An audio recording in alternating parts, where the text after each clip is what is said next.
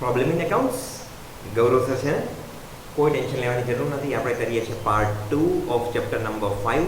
8 માર્કનો question confirm છે, we already no that, અને આપણે આ 8 માર્ક્સ લઈને જ રહીશું. મારા 6 વિડીયો જોયા પછી એવું બનશે કે આ 8 માર્કનો ક્વેશ્ચન તમે 10 મિનિટથી ઓછા ટાઈમમાં, લેસ ધેન 10 મિનિટ્સમાં કમ્પ્લીટ કરશો. Late start further. Okay, part 1 નથી જોયો તો ડેફિનેટલી જોઈ લેજો તમે. પાર્ટ 1 માંથી ઘણી બધી બેઝિક વસ્તુઓ મળશે તમને. After that you may start part 2. Okay, we will have a quick revision of part 1. તો પાર્ટ 1 માં આપણે સૌથી પહેલાં જોયું હતું કે change in ratio, we will have the partners sharing ratio, profit and loss sharing ratio will change because new person is coming. કોઈ પણ ન્યૂ પર્સન આવે છે એને લીધે શું થશે કે જે નવો રેશિયો છે that will change. Okay, what you are going to C here is change. Okay, so change in the ratio will be the first part that we have already scene. આપણે જોઈ લીધું છે કે રેશિયો કેવી રીતે calculate કરવો. There were 3 methods. Okay, નથી જોયું તો ફર્સ્ટ વિડીયો ડેફિનેટલી જોઈ લેજો. Going further next. ઓકે, હવેના જે નેક્સ્ટ પાર્ટ છે that we are going to C in today's video. C goodwill premium. Okay, it is divided into 2 parts. One is the goodwill which is given in the balance sheet. તો balance શીટમાં goodwill આપેલી હોય તો આપણે શું કરશું, અને એડજસ્ટમેન્ટમાં goodwill આપેલી છે તો શું કરશું. વી will C both of them today. Okay, because she goodwill જે છે એ બનાવેલી છે ઓરિજિનલ પાર્ટનર્સે, જે ઓલ્ડ પાર્ટનર્સ છે એ લોકોએ. હવે નવો પર્સન આવે છે તો એને ફ્રીમાં ગુડવિલ મળી જશે નહીં. ના. ઓકે, ના, નહીં મળે એને. તો આપણે એવી રીતે રેશિયો ડિસ્ટ્રીબ્યુટ કરશું જેનાથી બધા પાર્ટનર્સ વચ્ચે ગુડવિલ છે એ ડિસ્ટ્રીબ્યુટ થશે. Okay, let's go further. જેમ ક્વેશ્ચન્સ આવશે you will understand it better. Okay, next one is revaluation of assets and liability. What is the word revaluation? See, we are revaluating everything. Suppose when a person is entering in the new business, કોઈ પણ person નવા બિઝનેસમાં enter કરે છે, what will be the situation? For example, business account that starts from 1st April, right? 1st April થી જે financial year છે એ start થાય છે. Suppose any person is joining the business on 22nd August. 22nd August. What will be the scenario? What will be the situation? 22nd August અને 1st April આ બે વચ્ચેનો જે ટાઈમ પીરિયડ છે એમાં જેટલા પણ ચેન્જ થયેલા હશે, for example value of some asset increases, some liability increases. Okay, so or it may be possible that it may decrease also. Okay, so asset or liability either they may increase or they may decrease. તો જ્યારે 22nd ઓગસ્ટના નવો partner join થાય છે, we have to make the accounts as on that part, as on that date. તો ત્યારે આપણે શું કરવું પડશે, we have to revaluate all the assets and liability. That means કે આપણે ચેક કરવું પડશે કે કોઈ એસેટની વેલ્યુ વધે છે કે કોઈ એસેટની વેલ્યુ ડિક્રીઝ થાય છે, કોઈ લાયબિલિટી ઇન્ક્રીઝ થાય છે કે કોઈ લાયબિલિટી કેન્સલ થઈ જાય છે, ડિક્રીઝ થઈ જાય છે. ફાઇન. તો હાઉ વિલ વી નો? આપણને ટેબલ આપેલું હશે. We don't need to do anything. We will be given the table. તો ટેબલમાં આપણને બેલેન્સ શીટ આપેલી હશે. Along with balance sheet some questions are given. Okay, some adjustments are given. તો એડજસ્ટમેન્ટમાં સપોઝ એવું કીધેલું છે કે value of the machine increases by ₹20,000. તો એને આપણે રિવેલ્યુએશન એકાઉન્ટમાં એડ કરશું. હા, એડ કરશું, બિલકુલ એડ કરશું એને. જો કોઈ વસ્તુ નથી આપેલી, કોઈ વસ્તુ ઇન્ક્રીઝ કે ડિક્રીઝ નથી થતી, દેટ મીન્સ કે એ એડજસ્ટમેન્ટમાં આપેલું નહીં હોય. ઓકે, તો એડજસ્ટમેન્ટમાં આપેલું છે, then we will add it into revaluation account. We will see કે બેલેન્સ શીટની કમ્પેરિઝનમાં કેટલું ઇન્ક્રીઝ કે ડિક્રીઝ થાય છે. ફાઇન. તો ઓલરેડી ક્વેશ્ચનમાં આપેલું હશે. સી, આપણા 8 માર્કના ક્વેશ્ચન્સમાં એવું થશે કે એડજસ્ટમેન્ટ ઘણા ઓછા છે. Okay, like you will have 5 or 6 adjustment at most in all the questions. તો આપણે 5 કે 6 જ એડજસ્ટમેન્ટને લઈને આગળ ચાલવાનું છે. That much is enough.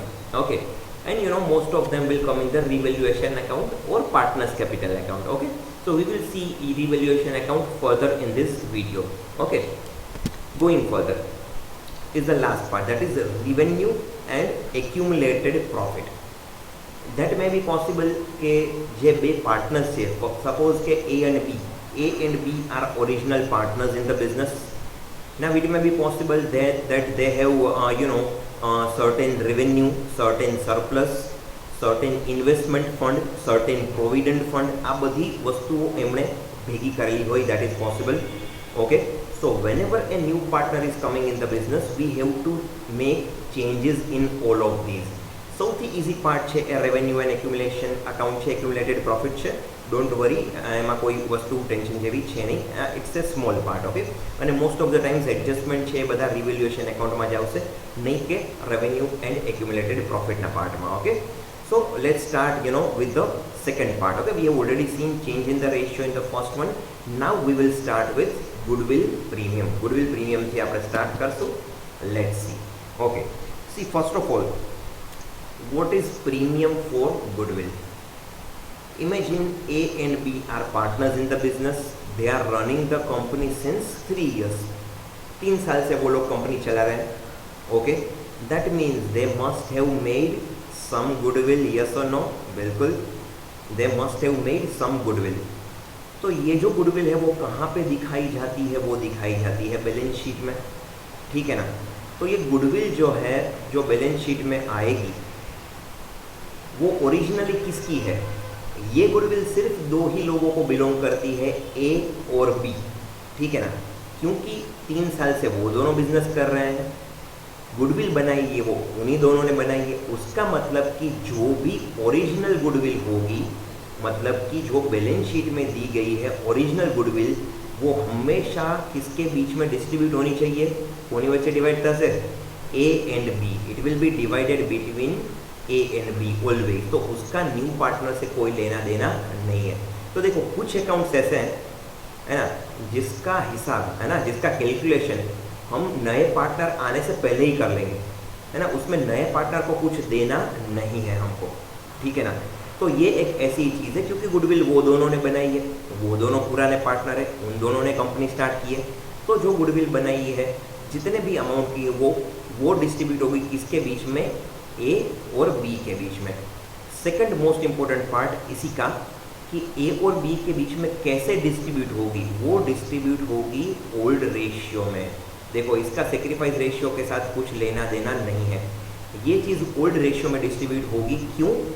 क्योंकि कॉमन सेंस की बात है. जब ए और बी ने बिजनेस स्टार्ट किया तो कौन से रेशियो में स्टार्ट किया होगा? अपने ओल्ड प्रॉफिट शेयरिंग रेशियो में, है ना. तो 3 साल से वही रेशियो मेंटेन करते हुए आ रहे हैं हम लोग, है ना. तो होगा क्या कि अभी जब भी नया पार्टनर आ रहा है तो पुरानी वाली गुडविल जो है वो दोनों को दे दी गई है, दोनों को थोड़ी थोड़ी दे देंगे रेशियो के अकॉर्डिंगली. तो वो कौन से रेशियो में डिवाइड करेंगे? हमेशा ओल्ड रेशियो में, है ना. वो हमेशा कौन से रेशियो में डिवाइड करेंगे? वो ऑलवेज ओल्ड रेशियो में डिवाइड करेंगे. ठीक है ना? ओके फ्रेंड्स, देखिए, मेरी लैंग्वेज जो होगी वो मिक्सड होगी, गुजराती, हिंदी, इंग्लिश, तो वो मिक्सअप होगा. उससे होगा क्या कि कंफर्ट लेवल बनेगा, है ना. If I go everything in English and if you feel what sir is speaking we are not able to understand, that does not make any sense. Okay, એની કોઈ વેલ્યુ નથી. સમજાવવું જોઈએ, એ ઇમ્પોર્ટન્ટ છે. So A and B, they will be distributing the goodwill. કઈ goodwill? જે balance શીટમાં આપેલી છે આ ગુડવિલ. આ ગુડવિલને આપણે ડિવાઈડ કરશું એ અને બી વચ્ચે. કયા રેશિયોમાં? Old ratio. Fine. Okay, now along with that, suppose in adjustment also it is written. suppose કે એડજસ્ટમેન્ટમાં પણ આપેલું છે that C is coming as a partner in the new business and C brings, for example, rupees 25,000 for goodwill.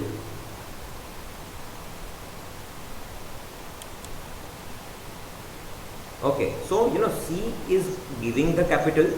पहले capital तो दे ही रहा है वो. Along with capital C क्या कर रहा है? C गुडविल के लिए भी एक्स्ट्रा पैसा दे रहा है. अच्छा, तो अभी क्या होगा? अगर वो गुडविल के लिए एक्स्ट्रा पैसा दे रहा है तो वो जो पैसा है उसको हम किसके अकॉर्डिंगली डिवाइड करेंगे? उसको डिवाइड करेंगे सेक्रीफाइस रेशियो के अकॉर्डिंगली. देखिए, मैंने आपको जब कल स्टार्ट करवाया था, जो फर्स्ट लेक्चर था हमारा, उसमें हमने फर्स्ट चीज़ की थी क्या? रेशियो की. गेनिंग रेशियो, सेक्रीफाइस रेशियो कैसे फाइंड करते हैं. ठीक है ना. अभी सेकंड जो पार्ट है वो है क्या? Premium for goodwill. तो रेशियो का सिर्फ एक ही काम है, प्रीमियम फॉर गुडविल. ठीक है ना. रेशियो जो हम फाइंड कर रहे हैं, सेक्रीफाइस रेशियो या गेन रेशियो, उसका सिर्फ एक ही काम है. क्या काम है? प्रीमियम फॉर गुडविल जो है वो हम कैलकुलेट कर सकते हैं. देखिए, इन दोनों केसेस में क्या फ़र्क है जो मैंने ओरिजिनली आपको बताया है, ये वाला केस. ठीक है. और अभी हमने जो देखा है कि एडजस्टमेंट में C कुछ पैसा लेके आ रहा है. ठीक है ना. देखिए, यहाँ पे क्या हो रहा था कि ये जो गुडविल है वो A और B की ही है, वो बैलेंस शीट में लिखी है. तो वो बैलेंस शीट वाली अमाउंट जो है, सपोज कि वो ले लो कि 20,000 है, तो 20,000 ए और बी में डिस्ट्रीब्यूट होंगे कौन से रेशियो में, ओल्ड रेशियो में। लेकिन ये जो 25,000 है वो किसके बीच में डिस्ट्रीब्यूट होंगे, वो तीनों के लिए डिस्ट्रीब्यूट होंगे, पार्टनर्स ए बी एंड सी तीनों के लिए डिस्ट्रीब्यूट होंगे। कौन से रेशियो में डिस्ट्रीब्यूट होंगे, वो नया जो हमारा सेक्रीफाइस रेशियो है, जो नया रेशियो हम फाइंड करते हैं उसके बेसिस पे ये कैलकुलेशन होगी। I hope both the things are clear. देखिए अगर सिर्फ ऐसा दिया है कि C brings 50,000 as a capital, उसका मतलब क्या हुआ कि वो गुडविल के लिए कोई पैसा नहीं दे रहा है, ठीक है ना। तो अगर वो गुडविल के लिए पैसा नहीं दे रहा है तो उसका मतलब क्या है कि गुडविल का कैलकुलेशन सी का कुछ भी नहीं होगा, ठीक है ना। लेकिन अगर वो गुडविल के लिए भी पैसा दे रहा है ना, जैसे कि वो नई कंपनी में पार्टनर बन रहा है तो वो बोलेगा कि मैं गुडविल का भी पैसा दूंगा, ठीक है ना, तो फिर आपको ये कैलकुलेशन करनी पड़ेगी, अदरवाइज इसकी ज़रूरत नहीं पड़ेगी। तो ये जो कैलकुलेशन होगी हमारी, उसको बोला जाता है प्रीमियम फॉर गुडविल, ठीक है ना। तो इसमें सेक्रीफाइस रेशियो या गेन रेशियो के हिसाब से हमको अमाउंट जो है वो डिस्ट्रीब्यूट करना पड़ेगा, कौन से तरह से, अलग अलग अकाउंट्स की तरह से, ठीक है ना। तो वो हम देखेंगे कि किसको ए को ज़्यादा मिल रहा है या बी को ज़्यादा मिल रहा है, कैसे हो रहा है, उसके हिसाब से हम डिस्ट्रीब्यूट करेंगे। बहुत ही सिंपल चीज़ है, हम जैसे ही प्रैक्टिकल क्वेश्चन करेंगे you will understand that better, ठीक है ना। चलिए अभी देखते हैं एक लाइव एग्जाम्पल। आपने बोला कि चलो सर ये तो थियरी की बात हो गई, प्रैक्टिकल कहाँ है ना। चलिए प्रैक्टिकल देखते हैं। देखिए क्या बताया है, A and B are partners with profit and loss sharing ratio 2/3। चलो तो मतलब ए और बी ओरिजिनल पार्टनर्स है बिजनेस के, उनके जो रेशियो है profit loss sharing ratio is 2/3। चलो ठीक है। C comes for 1/4 of the share. अभी सी आ रहा है कि कितना शेयर लेके, 1/4 ऑफ द शेयर। मैंने आपको कल बताया था कि जब भी ऐसी सिचुएशन हो रही है कि सेक्रीफाइस रेशियो हमको फाइंड करना है, ठीक है ना, और profit and loss sharing original partner का दिया है, तो हमको क्या करना पड़ेगा। कल वाला वीडियो आप देख लेना, अगर नहीं देखा है तो हमने किया था केस 1, है ना, कि ओल्ड पार्टनर का रेशियो दिया है और जो नया पार्टनर आ रहा है उसका भी स्पेसिफिक शेयर जो है वो आपको दिया हुआ है, ठीक है ना। इसमें हम कैसे करते थे, पहले हम देखेंगे कि रिमेनिंग शेयर कितना है। तो रिमेनिंग कितना है, 1 - 1/4, ठीक है ना। तो वो हो गया हमारा 3/4। अभी ये जो 3/4 है वो किसके बीच में डिस्ट्रीब्यूट होगा, वो डिस्ट्रीब्यूट होगा दो लोगों के बीच में, ए और बी, ठीक है ना। ये 1 में से 1/4 माइनस क्यों किया, क्योंकि टोटल जो शेयर है कंपनी का, टोटल शेयर है वो कितना है 1, उसको 1 ही क्यों लेते हैं, 100% है वो, इसलिए 100/100 मतलब 1। उसमें से ये जो सी है उसका शेयर हमने निकाल दिया, तो ए और बी के बीच में कितना डिस्ट्रीब्यूट हो रहा है, 3/4, ठीक है। उसको कैलकुलेट कैसे करना है वो भी मैंने आपको कल बताया था। चलो अभी ए का रेशियो हमको फाइंड करना है, तो क्या होगा फ्रेंड्स, देखिए यहाँ पे 3/4 आ गया, दोनों में मल्टीप्लाई किससे करेंगे, ए का रेशियो क्या है फ्रेंड्स, देखिए यहाँ पे दिया है 2, तो वो है 2/5। सेम वे बी का रेशियो कितना है 3, तो यहाँ पे हो गया 3/5। कैसे लिया ये ratio, old profit and loss sharing ratio से लिया, ठीक है ना। अभी देखिए यहाँ पे आ गया 20, चलो इजी, यहाँ पे भी 20, ओके। सो यहाँ पे 6 हो गया, यहाँ पे हो गया 9, ओके। तो अभी आप देख सकते हो 6:9 जो है वो सेक्रीफाइस रेशियो हो गया। इसके बाद हम देखेंगे कि सी का जो रेशियो है वो कितना है। देखो सी जो है उसका रेशियो हम कैसे कैलकुलेट करेंगे, 1/4 × 3/4। तो यहाँ पे क्या हो रहा है फ्रेंड्स, देखिए वो हो गया 16 और यहाँ पे हो गया 3, ठीक है ना। इसके बाद आपको प्रोसेस ऑलरेडी पता है, आप तीनों को इक्वल करेंगे। तीनों को इक्वल कैसे कर सकते हैं, 80 ले सकते हो, है ना। तो जैसे 80 मैंने फर्स्ट पार्ट में ले लिया, तो यहाँ पे क्या होगा, देखिए 20 × 4 80, 6 × 4 24। उसके बाद सेकंड पार्ट में 20 × 4 80, 9 × 4 36। थर्ड पार्ट में 16 × 5 80 होता है, ठीक है ना।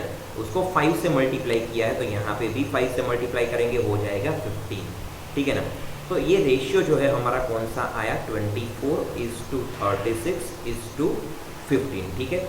इसको और डिवाइड कर सकते हैं, 3 से इसको कैंसिल कर सकते हैं, तो 3 × 6 = 24, 3 × 12 = 36, ओके, एंड 3 × 5 = सो 6:12:5 जो है वो हमारा आंसर आ गया, ठीक है ना। यहाँ पे मेरे ख्याल से 8 होगा, 8 × 3 = 24, ठीक है ना। तो 8:12:5 जो है वो हमारा आ गया रेशियो, ठीक है ना।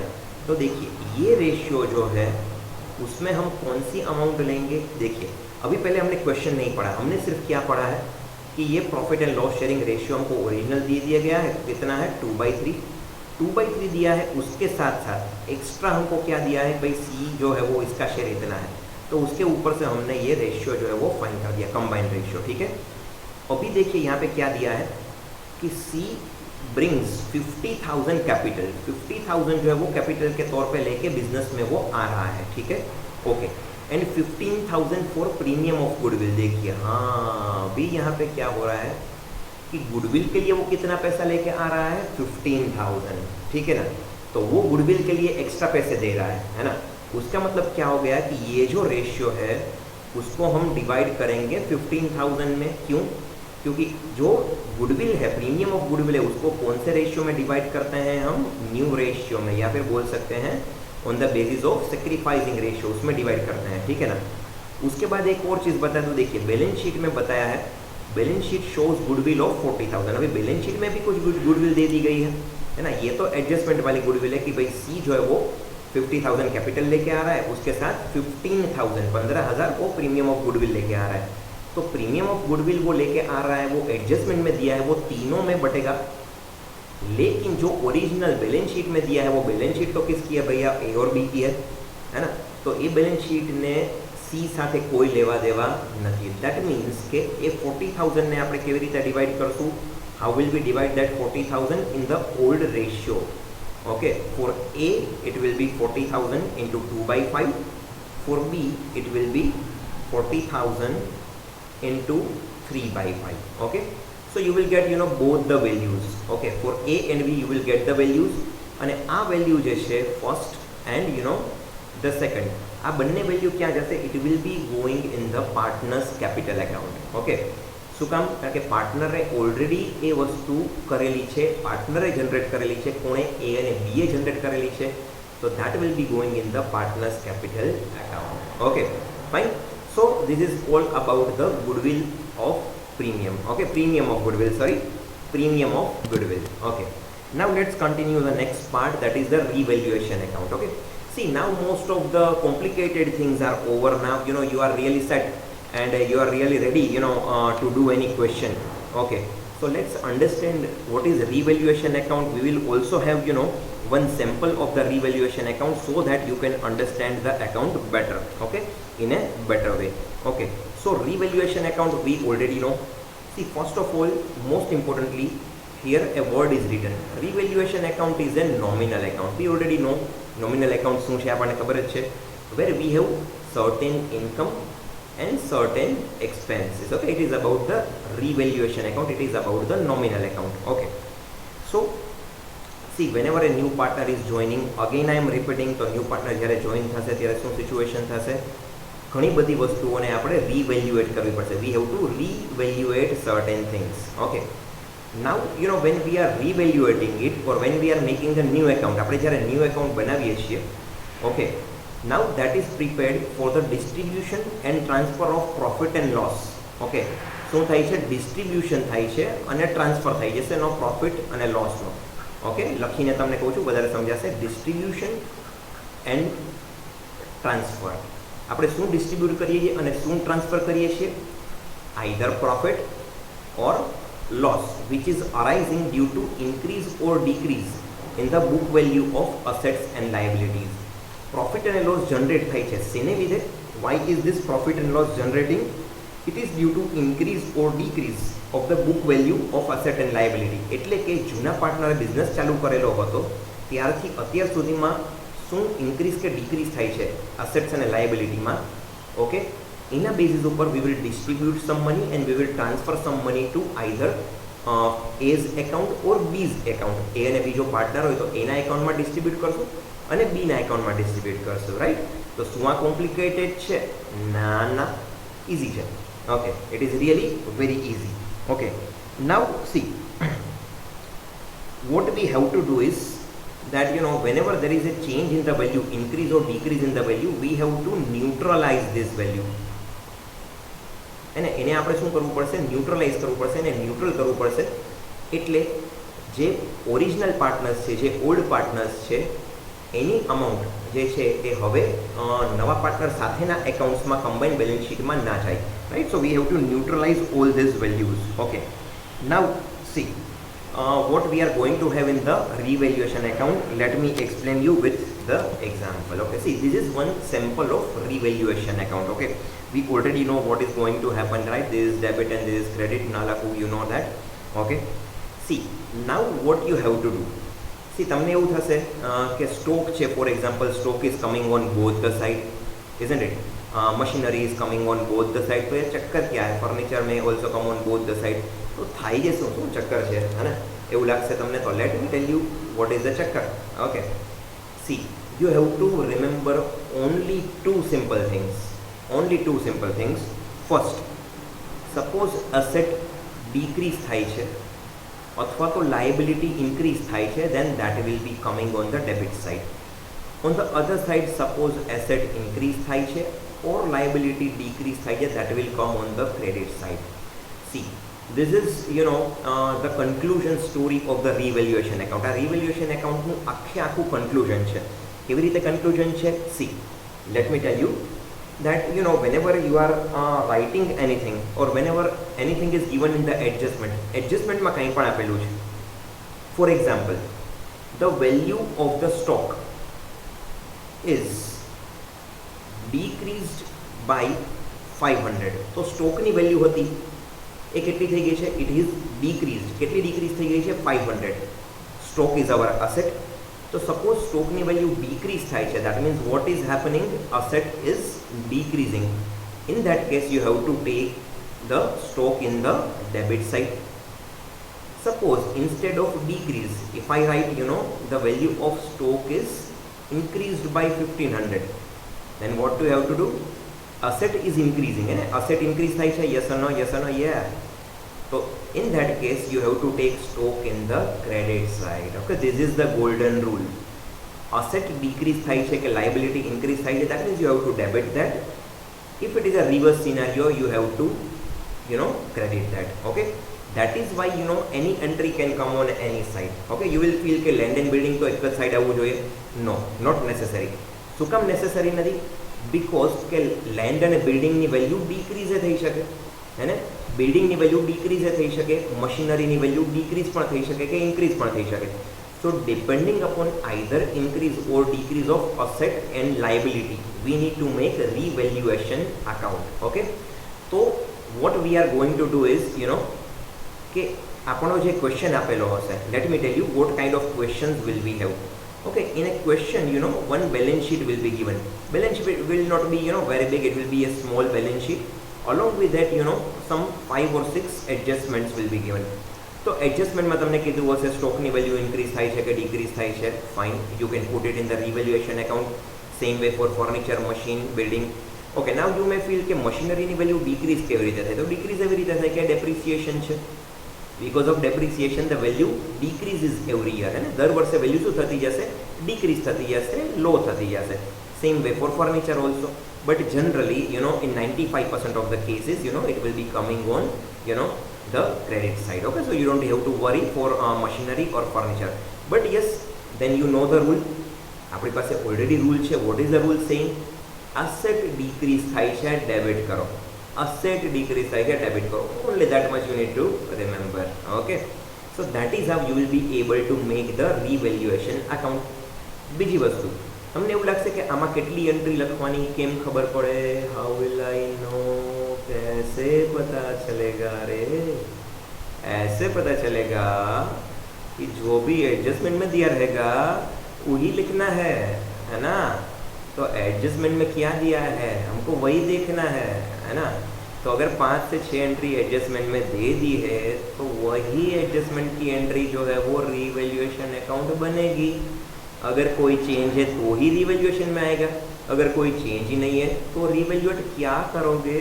कुछ नहीं हो सकता. ठीक है, तो ऐसे सारी चीज़ें हो रही है. ठीक है, so this is the example of one revaluation account. As such these are common entries, है ना? ये सारी एंट्रीज जो है वो कॉमन होती है. जब भी आप क्वेश्चन करोगे you will understand that better.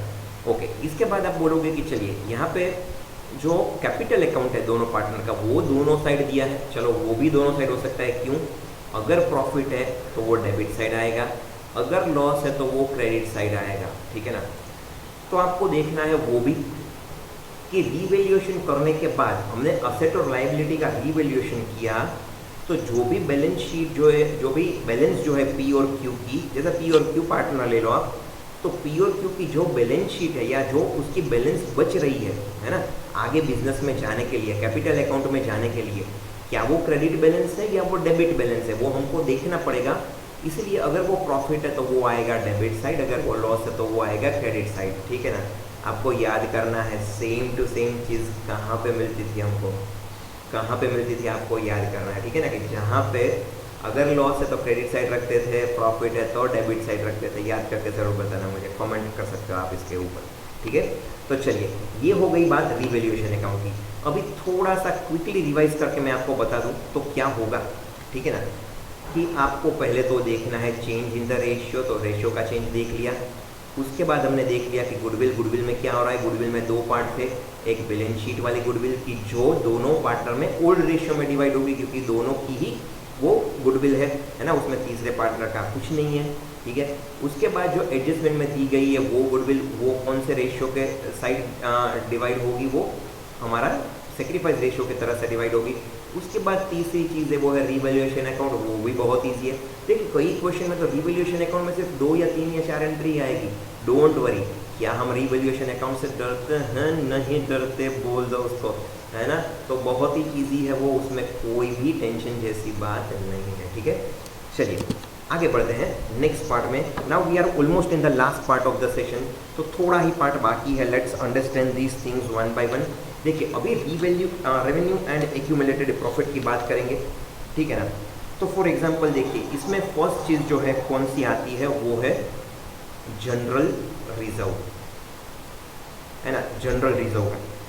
तो देखिए जो जनरल सॉरी तो फ्रेंड्स, जो जनरल रिजर्व है फ्रेंड्स, उसमें क्या होगा कि देखिए आपको ऑलरेडी पता है जो जनरल रिजर्व है वो क्या होते हैं, लायबिलिटी होते हैं, ठीक है ना। क्योंकि अभी कभी भी कोई अर्जेंट सिचुएशन में ज़रूरत पड़ी तो आप इसको यूज़ करने वाले हो, मतलब आप इसको फ्यूचर में एक्सपेंस करने वाले हो। जनरल रिजर्व किसने बनाया है बताइए? ओल्ड पार्टनर ने बनाया है, सिर्फ ए और बी नहीं बनाया, उसमें सी का कोई रोल है नहीं है। उसका मतलब क्या हो गया कि जनरल रिजर्व जो है वो ए और बी ओरिजिनल पार्टनर में डिस्ट्रीब्यूट हो जाएंगे। कौन से रेशियो में? ओल्ड रेशियो में डिस्ट्रीब्यूट हो जाएंगे, ठीक है ना। क्या जनरल रिजर्व की एंट्री हमेशा आती है? बिल्कुल नहीं आती, कभी कभी कोई क्वेश्चन में ही आती है, डोंट वरी, ठीक है। लेकिन अगर आती है तो आपने समझ लिया कि क्या करना है। बैलेंस शीट में जो जनरल रिजर्व दिया है उसको डिवाइड कर दो ए और बी के बीच में, और उनके पार्टनर कैपिटल में वो डाल दो, ठीक है ना। देखिए पार्टनर कैपिटल अकाउंट हम ऐसा बनाएंगे जैसे कि आप देखो यहाँ पे पर्टिकुलर आ गया, फिर यहाँ पे ए बी और सी उसका डेबिट, और फिर से पर्टिकुलर ए बी सी उसका क्रेडिट। तो इस तरह से हम पार्टनर कैपिटल अकाउंट बनाएंगे ताकि हमको पता चले कि एट द एंड कितना कैपिटल लेके कोई भी पार्टनर जा रहा है, चाहे वो पुराना पार्टनर हो चाहे वो नया पार्टनर हो, ठीक है ना। तो एक बात हो गई हमारी जनरल रिजर्व की। उसके बाद फ्रेंड्स एक और चीज़ होती है जिसको बोलते हैं पीएफ। पीएफ मतलब क्या हुआ? प्रोविडेंट फंड, ठीक है ना। अभी प्रोविडेंट फंड कौन सा फंड है? जब भी एम्प्लॉय जो है वो रिटायर होता है उसको एक बड़ी सी अमाउंट दे दी जाती है जिसको प्रोविडेंट फंड बोलते हैं, ठीक है ना। तो एवरी मंथ जो भी एम्प्लॉयर होता है, मतलब कि जो ओरिजिनल पार्टनर है हमारे ए और बी, तो हर मंथ एवरी मंथ वो क्या करते हैं, अपने जो भी एम्प्लॉयज़ हैं उनके अकाउंट में कुछ अमाउंट प्रोविडेंट फंड की भी डालते हैं। किसके साथ? सैलरी के साथ, ठीक है ना। ताकि वो जो फंड होगा, ठीक है ना, तो वो फंड धीरे धीरे कंपनी के पास इकट्ठा होता जाएगा। जैसे कि आप समझ लो कि 10 लोग हैं और 10 लोगों के अकाउंट के लिए 500 रुपीज़ जो है वो एवरी मंथ ए और बी दोनों कंट्रीब्यूट कर रहे हैं। किसके लिए? अपने एम्प्लॉय के लिए, अपने खुद के एम्प्लॉय के लिए। मतलब वो 5000 रुपीज़ उन्होंने पर मंथ कलेक्ट किए और एक अकाउंट में डाल दिए, ठीक है ना। वो प्रोविडेंट फंड का अकाउंट है। होगा क्या? 60,000 रुपीज़ हो गए पर ईयर, है ना, क्योंकि 5000 जो है वो पर मंथ है, तो 60,000 रुपीज़ पर ईयर हो गए। ये जो 60,000 रुपीज़ है फ्रेंड्स, उसका क्या होगा? वो जो है वो एम्प्लॉय के प्रोविडेंट फंड के लिए है, वो फंड कंपनी एम्प्लॉय को दे रही है, तो वो कभी भी डिस्ट्रीब्यूट नहीं होगा। वो डिस्ट्रीब्यूट नहीं होगा, वो जैसा है वैसा का वैसा बैलेंस शीट में जाएगा, ठीक है ना। तो ये एक ऐसा अमाउंट है कि जो डिस्ट्रीब्यूट नहीं करना है ना। वो कोई ए और बी की प्रॉपर्टी नहीं है कि वो डिस्ट्रीब्यूट हो जाए और वो लेके घर चले जाएंगे, ऐसा नहीं होगा। जब भी ये 10 लोग रिटायर होंगे तो उनको ये जो फंड बन रहा है उसमें से पैसा देना पड़ेगा, विथ इंटरेस्ट देना पड़ेगा, इसलिए प्रोविडेंट फंड कभी भी डिस्ट्रीब्यूट नहीं होगा, ठीक है ना। देखिए अगर कोई भी आपको बोले कि इसको याद रखना है, डिस्ट्रीब्यूट नहीं होगा, तो आपको पूछना है कि ऐसा क्यों है, ठीक है ना। In account you must have the question कि वाई, है ना, ऐसा क्यों होता है, वैसा क्यों होता है, आपको पूछते रहना। अगर पूछोगे तो पता चलेगा, वरना फैकल्टी को लगेगा कि चलो ठीक है करते जाओ तक का गाड़ी चलती जाएगी, ठीक है ना। कभी भी ऐसा नहीं होना चाहिए। चलिए उसके बाद देखते हैं वर्कमेंस कंपेंसेशन फंड। चलो वर्कमेंस कंपेंसेशन फंड, ठीक है ना। देखिए ये भी सेम है, कैसा, same as general reserve, general reserve के जैसा ही है, सेम ही है, ठीक है ना। तो वर्कमैन कंपनसेशन फंड क्या है, वो ऐसा फंड है कि वर्कर्स के कंपनसेशन के लिए जाता है, ठीक है ना। तो उसमें 2 पार्ट होते हैं कि या क्लेम दिया है, वर्कर्स कंपनसेशन के लिए कोई क्लेम दिया है या कोई क्लेम नहीं दिया है, ठीक है ना। तो अगर क्लेम नहीं दिया है फ्रेंड्स, तो सिचुएशन क्या होगी कि जो भी होगा वो सीधा ओल्ड रेशियो में डिवाइड हो जाएगा, ठीक है ना। तो ओल्ड रेशियो में डिवाइड हो जाएगा। अगर क्लेम है तो फिर जो है कैलकुलेशन थोड़ी सी कॉम्प्लिकेटेड होगी, थोड़ी सी डिफरेंट होगी, वो हम जब भी क्वेश्चन आएगा तब डिसाइड करेंगे। अभी उसमें आप कॉम्प्लिकेशन में ना जाएं तो भी कोई इश्यू नहीं है।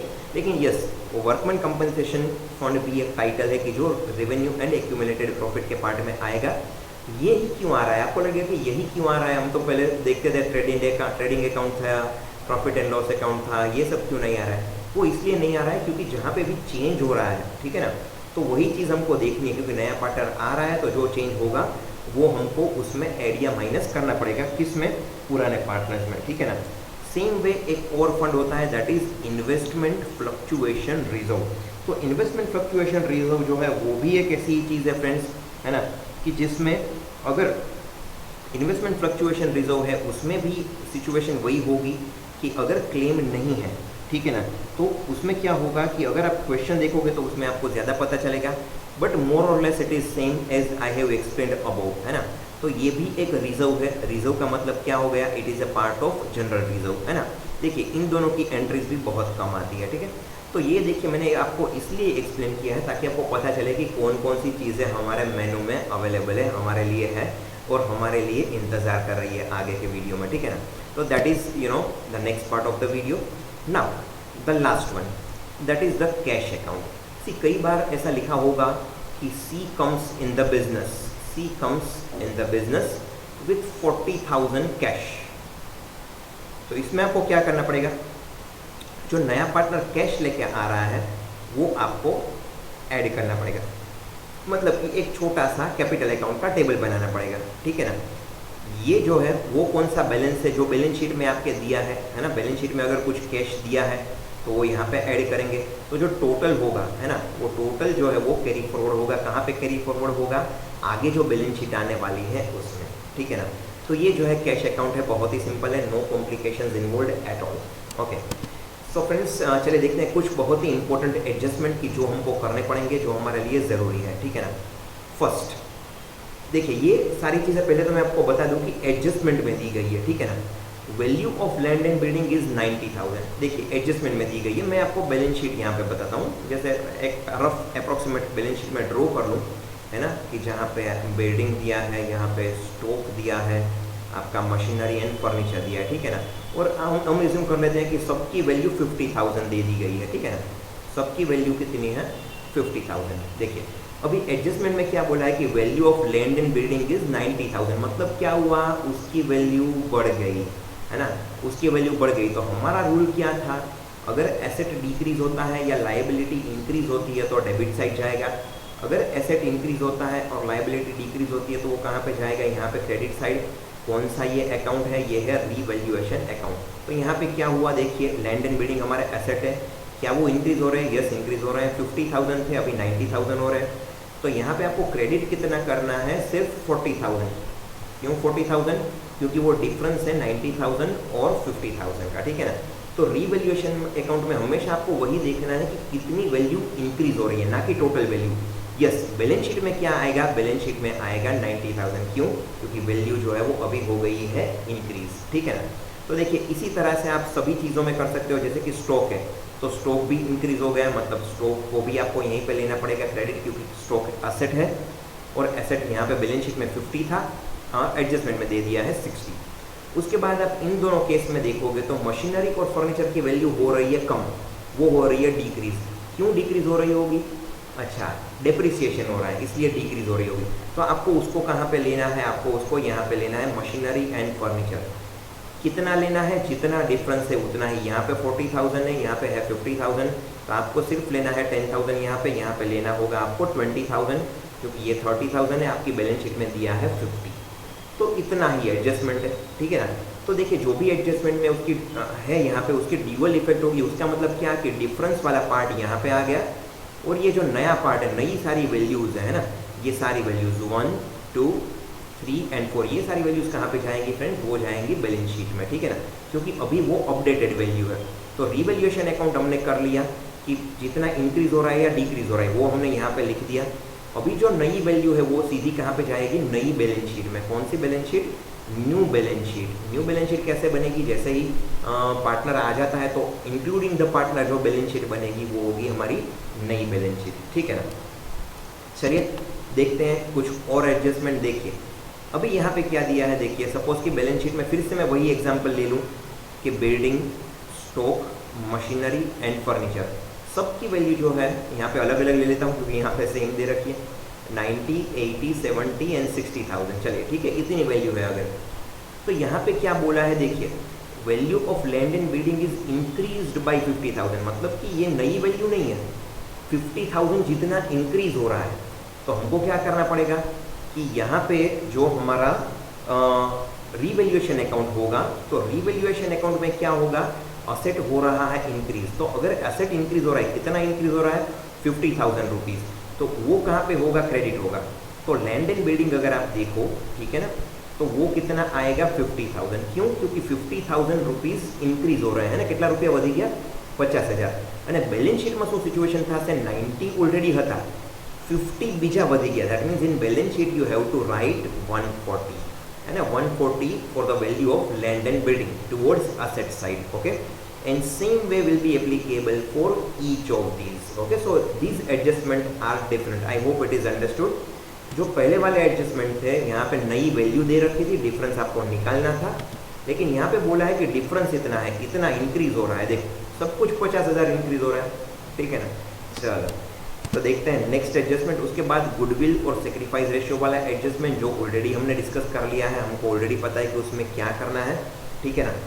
अभी देखेंगे last part, this is the last one for the today's session, ठीक है। यहाँ पे क्या हो रहा है, देखिए एडजस्टमेंट में दिया है कि क्रेडिटर्स है ना, 500 के जो क्रेडिटर्स हैं उनको पेमेंट नहीं करना है ना।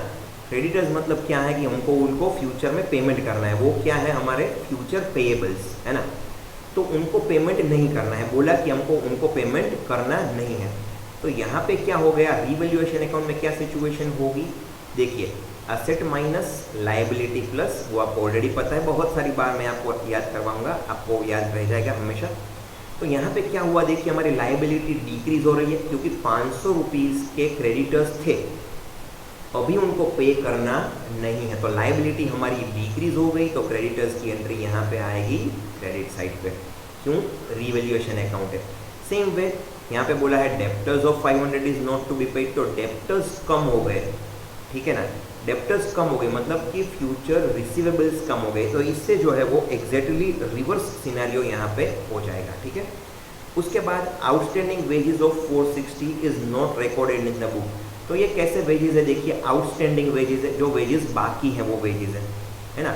अभी ये जो है वो रिकॉर्ड ही नहीं हुए, तो ये बुक्स में रिकॉर्ड ही नहीं हुए, उसका मतलब क्या कि उसको हमको पेमेंट करना पड़ेगा, ठीक है ना। तो आउटस्टैंडिंग वर्ड जब भी आता है, आपको ऑलरेडी पता है बैलेंस शीट में एक एंट्री आती ही आती है, क्योंकि ये वेजेस ऐसे हैं कि जिसको हमको पेमेंट करना बाकी है। इसी के साथ ये रीवैल्यूएशन अकाउंट में भी आएगा। क्यों? क्योंकि या तो ये एसेट और लायबिलिटी को या तो कुछ इंक्रीज करेंगे या उसको डिक्रीज करेंगे, या फिर लायबिलिटी को इंक्रीज करेंगे या डिक्रीज करेंगे। तो इसमें से कोई ना कोई इफेक्ट तो आनी ही है, इसीलिए यहाँ पे आउटस्टैंडिंग वेजेस जो है वो दोनों पार्ट में आएगा। And this is the last adjustment that we have in this video. देखिए फ्रेंड्स क्या किया है कि majority of the adjustments are included तो अभी जब आप क्वेश्चंस करोगे ना तो आप बोलोगे कि अच्छा ये मुझे पता है, अच्छा ये पता है, वो पता है. Good good good good. Okay, so that's it from doctor Gaurav Mehta today. Thank you.